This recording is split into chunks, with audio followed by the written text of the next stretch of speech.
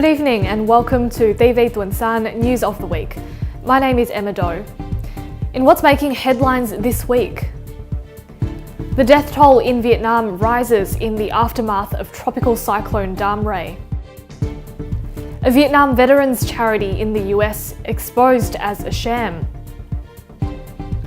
And a 24-hour pho restaurant to open in Melbourne.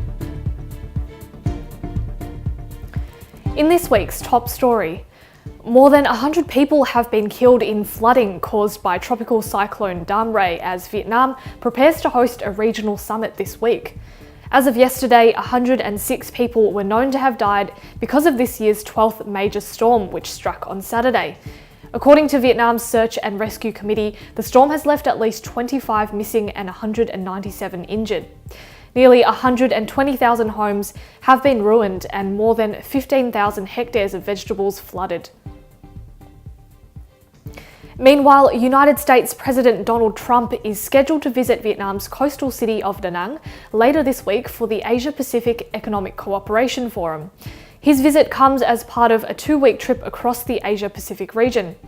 Trump will also travel to the capital of Hanoi for an official state visit with Vietnamese President Trần Đại Quang. The US President arrived in Beijing on Wednesday and will head to Vietnam on Friday. Officials will be keen to talk about free trade, fighting protectionism and climate change at the upcoming APEC summit. In May, APEC trade ministers scrapped a plan to issue a joint statement because of differences between the United States and the rest of APEC over the language on protectionism. The founder and CEO of cybersecurity company Velexity says a hacking group previously linked to the Vietnamese government or working on its behalf has broken into computers of neighbouring countries. Stephen Adair told Reuters the hacking group was still active and had compromised the website of the Association of Southeast Asian Nations, also known as ASEAN, over several high-profile summit meetings. ASEAN is holding another summit of regional leaders in the Philippines' capital of Manila this week. In May, cybersecurity company FireEye reported that the group, which it calls APT32, was actively targeting foreign multinationals and dissidents in Vietnam. A Vietnam veterans charity in the United States claiming to raise funds to support veterans has been shut down. The move follows an investigation by Kansas and other states into practices by Vietnam National Headquarters Incorporation. The Illinois non-for-profit has agreed to be dissolved and disperse its remaining funds to legitimate veterans organizations. Vietnam's most recent financial statement revealed that the organization raised nearly $2 million nationwide. But most of this cash was paid to fundraisers, with less than 5% of funds going to its charitable programs. Jack Ma, the billionaire and founder of the e-commerce site Alibaba, has appeared at a conference in Hanoi in front of nearly 4,000 Vietnamese students.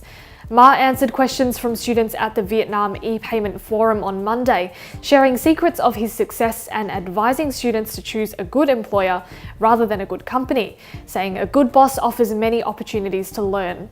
In a separate conference a day earlier, Ma told the audience that he believed governments needed to create space for startup companies to develop. Jack Ma is one of China's richest men, as well as one of the wealthiest people in Asia, with a net worth of $47.5 billion as of this month. 2 Vietnamese runaway migrant workers were caught by police in Taiwan for overstaying their visas. The pair were caught by roadside inspection officers, who became suspicious because they failed to provide personal information. The pair said their identity documents, including passports and residency permits, were kept by their employer. It was later revealed that the pair's former legal employer had reported them as missing. Earlier this month, police arrested 6 Vietnamese runaway migrant workers, 3 of which allegedly attempted to assault another in the group. A high number of Vietnamese runaway workers have been found in Taiwan, with some leaving their place of work without warning due to exploitation. Vietnamese garment industry experts believe the government should focus on training workers to use the machines that might one day replace them. Textile and garment factories across developing countries, including Vietnam, rely heavily on human labour. But industry trends point to automation as the future, with predictions that many garment and textile workers on the production line will lose their jobs in the coming decade. Economist Le Đăng Yuan told the Fibre to Fashion industry publication that many Vietnamese companies had already begun investing in automation, and that universities would have to teach skills that reflected the change. 2 young Vietnamese women in the English city of Birmingham are the latest victims of modern slavery in the UK. Police found the 2 young women aged 16 and 17 at a nail bar during a separate investigation into the whereabouts of 2 other Vietnamese victims who had gone missing from social services care. 3 Vietnamese people, including a married couple, were found to be involved in a criminal operation which forced women to work in nail bars across the country. Back to news in Australia. A South Australian business is looking to help Vietnam lessen deaths on its roads. The Royal Automobile Association of South Australia will host a number of delegates from Vietnam's Automobile Association. Together, they'll share road safety education programs and activities. Vietnam currently deals with 22,400 road fatalities and more than 453,000 injuries each year.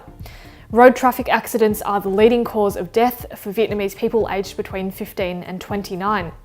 The country's high number of motorcyclists make up more than half of the toll, with the blame falling on traffic congestion, poor street conditions, inadequate law enforcement and poor driving.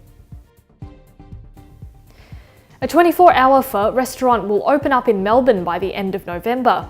The new restaurant, called 24/7, will serve up steaming bowls of pho 24 hours a day, 7 days a week. There'll also be rice paper rolls, spring rolls and banh mi. The venture comes from the team behind the fusion Vietnamese restaurant Ho Chi Mama and will also serve cocktails inspired by Vietnamese flavours.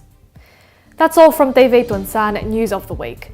For more stories, you can follow TV Tuần-san at tvtsonline.com.au and Facebook at TV Tuần-san.